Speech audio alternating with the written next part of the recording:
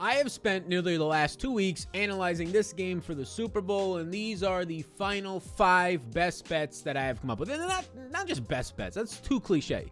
Better than best bets. Let's get into it, you beautiful people. Not now, but right now. So the first bet that I have come and grown to love throughout the week, and I'm shocked the number is not lower. We first got it at 17, then 16.5 if you follow me on Twitter. It's now down to 16, but it's still good. Under 16 rush attempts for Cam Akers in the Super Bowl, and let me tell you why.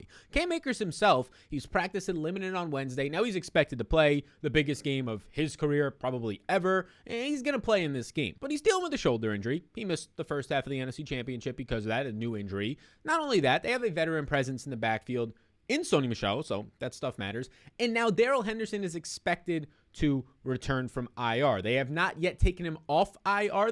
He's eligible to return. They have the ability to, but they don't have to report if Darrell Henderson is practicing or not because he is still technically on IR. So that's somewhat of an advantage for us because I think the books are playing this as, he's still on IR. The public is like, he's still on IR. So maybe most people and a lot of people probably think, he's not playing in this game at all.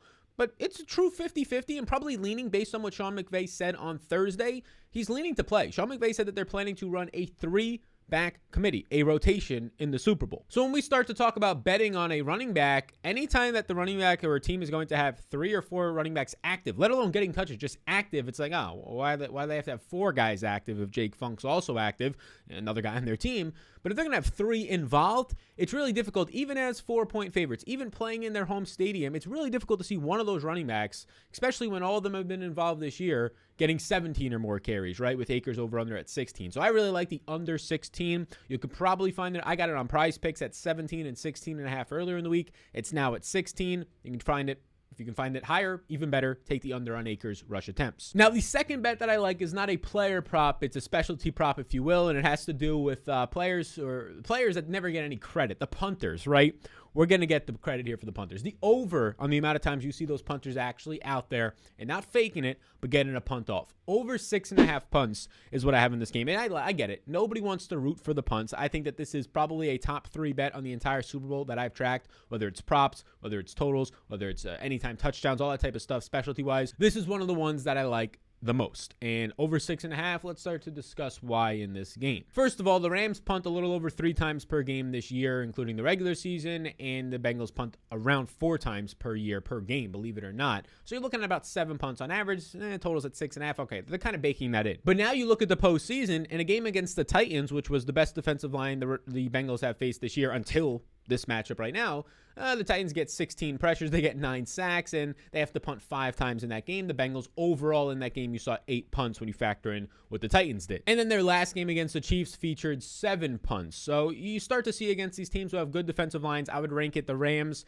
the Titans, and then the Chiefs for the last 3 opponents they face in terms of how good the defensive lines are. I think you're going to see 15 plus pressures and 3 to 4 sacks, maybe 5 plus sacks from the Rams in this game, which leads to more 2nd and longs, 3rd and longs. Now you have to punt on 4th and long or 4th and 7, right? So that's the scenario here. And the thing that we have going for us on the opposite side of this, and even really both teams, I put a tweet out about this, both teams don't go for it a lot on 4th down. The Bengals only 20 times this year, the Rams only 19.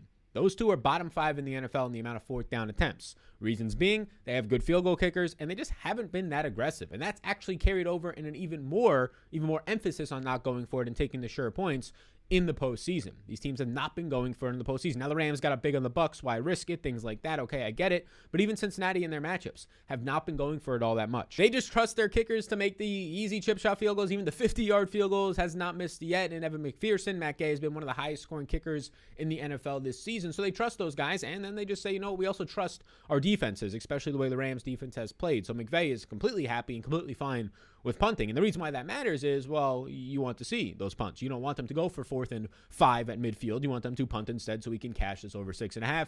Everything heading into this game has shown that. Could all things go out the window in the Super Bowl? Sure, but we can kind of say that with any prop we're talking about. So we'll take the over 6.5 punts. Now, this prop I'm about to talk about is likely my favorite on the entire week. It's right up there with the first prop we talked about, but likely my favorite on the entire week. It's set far too low, especially from what you've seen this entire season from this player. And in the postseason, I don't have any idea how the books are setting this low. You're going to have to take advantage of it and hammer it. And that bet is going to be Evan McPherson from the Bengals, over 1.5 field goals made in this this game. You can get it right now at -120 with the juice. Some books is at still -110. I took this on Prize Picks. If you want to get a free bet up to $100 for you for the Super Bowl, you could use the code SAL on prizepicks.com. It is linked down below. You just try that as well. It's linked in the description. You can use the code SAL on prizepicks.com. You get a free bet match up to $100. It's a promotion for the Super Bowl. You can tell whoever's at your Super Bowl party with you, so you should take advantage of that instant free bet match. And you can go ahead, check it out down below. And I took the Cam Akers one over there, and you compare it with this McPherson one, over 1.5 field goals. See, look, the easy stats, right? In the postseason, he's 12 of 12, right? Maybe he's going to eventually miss, who knows? But he's 12 of 12 in the postseason. He's had 4 field goals exactly per game. During the regular season, he went 12 of 14 from 50-plus yards. That's 86%. He also went 40 of 45 overall. That's 89%. The guy is really good, and because of that, well, Cincinnati and Zach Taylor, the head coach, and they're just saying, yeah, you know what? We'll end up kicking the field goal. We feel good about getting the free points here, especially in the postseason when every point matters, especially in the playoffs and now the Super Bowl. We'll take the free points with a guy who's been 100% in the postseason in McPherson. So the kid that they actually spent a draft pick on, and everybody always gets crucified when you spend a draft pick on a kicker since there's so many floating around there, has been paying off, and I think they're going to continue to ride him, right? He averages 2.1 field goal makes per game, not attempts, makes per game. This number at 1.5 should be at 2. Doesn't seem like a lot, but if it was set at 2 to win the bet, you need 3 field goals made. The 1.5 is a massive advantage for us. Be sure to take the over. And again, use that code SAL on prizepicks.com for a free instant bet for you up to $100. Now we get into the fourth bet, and at the end of this, I'll actually share which side of the game I like. I haven't done that this week yet. If I like the Rams or if I like the Bengals for the spread, I'll share that. I have a bet placed on that. Obviously, that's like the most compact line. Everybody's been betting that. You're not going to get much of an edge on it at this point compared to all these other props where there's less information about out there in terms of videos and podcasts. There's less people knowing about what to put on those numbers. There's less action on them, so they're a little bit softer. And just like this bet, the first touchdown to be scored in the game to be a passing touchdown. I like that one. You can find it at a bunch of different prices. You can find it at -150. You can find it at -160. I found it at the beginning of the week at -120. So definitely shop around for this one, but let's just look at a couple of really quick and easy stats. I'll throw them up on the screen right now. 80% of the Rams touchdowns this year are through the passing game, 20% are rushing, and the Rams pass about 60% of the time, whereas the Bengals, 70% of their touchdowns this year are passing, where just 30% are rushing, and they also pass about 60% of the time, but the Bengals have been increasing these last 2 months their passing game usage. The Rams have been right around the same, if not a little bit less, but still above 50%. So these teams are passing well above 50%. The majority of the time they're passing, and their overall touchdowns, especially in the red zone, come from the passing variety. So we're just trying to fade here. Basically, at this point, we're trying to fade the 1 yard goal line touchdown, right? Or the 2 or 3 yard goal line touchdown. And we're hoping for any type of passing touchdown here. It's obviously not going to give you plus money because the numbers I just stated are going to show that this is the favorite, right? It's the favorite here, but it's an extreme favorite, or at least it should be, and it's not showing up that way. Like, this should be somewhere in the -200 range, and from where I've been able to get this bet, it's just not. So yes, the first touchdown will be a passing touchdown. I end up taking that bet, and I do indeed like it as one of the better than best. Not best, not like all these other schmucks out there on the internet putting out their best bets. The better than best bets. All right, so I got one more for you, and then I'll let you know the side of the game that I'm on. And this last one is going to be, it's interesting. I really like this one, and I put it in the top, 5 here. I've taken, 10, 15 bets overall. I've been putting them in a thread on Twitter for the most part, talking about them in other videos. But Jamar Chase, this is a new one that I haven't talked about anywhere else. Jamar Chase, over 3.5 rushing yards on Prize Picks, where we mentioned earlier. And I want to talk through this one, and maybe you can give me your feedback in the comment section because it's interesting. So he has 7 rushing attempts during the regular season for 21 yards, right? 3 yards a carry. Now, during the postseason in 3 games, he already has 4 rushing attempts. He's gone over this number in one of the games, and he's had at least 1 rushing attempt in each game. And I want to throw up this tweet from Hayden Winks that started to get me, I already had the bet placed, and it started to get me even more confident about the bet. Basically, you can summarize this tweet as, whenever a wide receiver end around happens, it's best when it's against light fronts because there's just less guys in the middle of the field to compact it, more guys in the secondary, more guys on an overload side of the field where a lot of sets happen. So you could picture there's 3 wide receivers, trips to the left, and then the wide receiver comes around to the right, and when there's not 5 or 6 or 7 guys in the box, it's harder for all those guys from the left side or the secondary to get to that wide receiver, especially when he's fast and dynamic and elusive like a Jamar Chase. So you want to run these wide receiver end arounds against light fronts. And the Rams, according to Hayden Winks here, and sourcing him, great follow,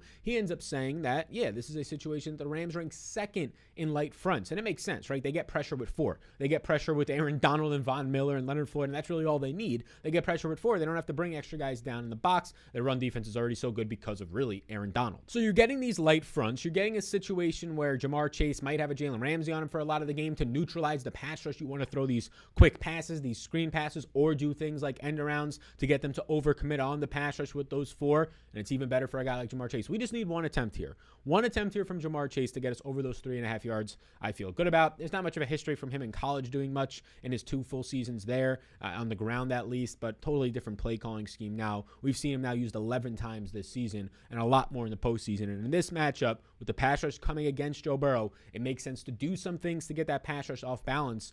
End arounds to your wide receiver 1 would be one of those things. So there are the 5 final best bets that I like a lot. And now which side of the game I'm on? I ended up earlier in the week, and I was right after the hot take, or really just recency bias of the Bengals beating the Chiefs. I said, you never bet against Joe Burrow with points again. +4, +4.5 at one point. You never bet against this guy with points. I ended up taking Matthew Stafford and the Rams at -4. Not only do they have the home field advantage, which, yeah, it's the Super Bowl. Yeah, it's LA. They're not really committed right now to the Rams. It's going to be a hodgepodge of celebrities and all that type of stuff. But it doesn't change the fact that they get to wake up in their beds, get to wake up by their families, right? They don't have to travel all week. They're in their locker room. They're in the same facilities with practice, right? So creatures of habit, something like that factors in. But that's not the main reason. The main reason here is because I just don't think the Bengals are going to get enough turnovers. You have to get the turnovers here. Matthew Stafford is not like the other quarterbacks you faced in Derek Carr, especially Ryan Tannehill, and even Patrick Mahomes. Matthew Stafford will be patient. When you show him 2 high safeties, he will be patient. He'll take the check down right over the middle of the field to Cooper Kupp or Odell or Tyler Higbee or even Kendall Blanton, and he'll kill you that way. He won't force it in to the pot shots that you have to hit with precision passing. He won't force it into the 2 high safety coverage. So I don't know where the turnovers are coming from. A guy, Matthew Stafford, only has 1 interception in the postseason and looks so fantastic, so accurate right now, 79% adjusted completion percentage. And the other part of it is the obvious part that everyone's talking about. This Rams pass rush alone is going to get there with Floyd. I mean, they go about 4 to 5 guys deep. Like the guys who get the credit, and Von Miller and Floyd and Aaron Donald are the superstars, or stars to superstars. I would say Donald and Miller up a little bit higher than Leonard Floyd, but you get the point. They're going to get the pressure here, and in that situation, it's just really tough. Like, yeah, but he got it done against the Titans. Yeah, but Ryan Tannehill threw 3 picks, including 1 to start the game and 1 basically to end the game. Like, that's not great. I don't think Stafford's going to do that. But he got it done against KC. Yeah, but Mahomes threw, 2 to 3 second half picks, basically try to fumble the game away at the end. I don't know if they can keep relying on that. Like a game against the Titans where they got pressured 15 times and 9 sacks on Joe Burrow and still ended up winning that game. Now you get a much better defensive line here with a better secondary. I just find it really difficult here for the Bengals to win. I think this is a 24-17 type victory, a 27-20 type victory. They win by a touchdown. Give me the Rams -4. So thank you for tuning in today. We'll be live before the Super Bowl on Sunday. Use that code SAL for a free bet up to $100 on prizepicks.com. And tell all the people you're going to be at your Super Bowl party or the bars with, or your friends in your group message. Share the link, SAL, code SAL on prizepicks.com for an instant free bet up to $100. We'll see you on the live stream on Sunday, everybody. Enjoy the game if you won't be there. And take care and brush your hair.